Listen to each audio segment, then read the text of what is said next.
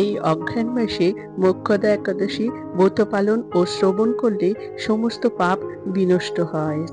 এই মোক্ষদা একাদশীর দিন ভগবান শ্রীকৃষ্ণ অর্জুনকে ভাগবত গীতা বাণী দান করেছিলেন।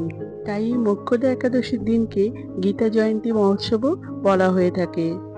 এই ভিডিওতে আমরা জেনে নেব 2025 সালে অঘ্রাণ মাসে মোক্ষদা একাদশী কবে পড়েছে এবং তার পূর্ণাঙ্গ সময়সূচি ও পালনের সময়সূচি।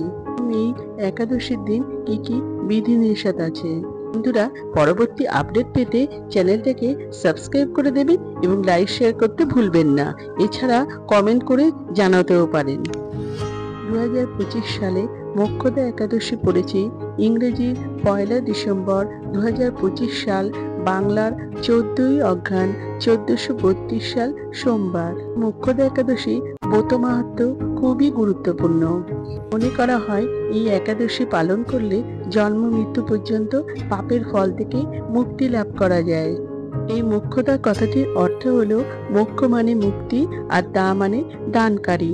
যে একাদশী মুক্তি প্রদানকারী তাকে মোক্ষদা একাদশী বলা হয়ে থাকে। এই ব্রত যারা পাঠ করেন বা শ্রবণ করেন তারা বাজপেয় যজ্ঞে ফল লাভ করেন। মোক্ষদা একাদশী পালনের সময়সূচি ভারতে থাকছে ইংরেজি 2 ডিসেম্বর 2025 সাল মঙ্গলবার সকাল 6টা থেকে সকাল 9টা বেজে 39 মিনিটের মধ্যে।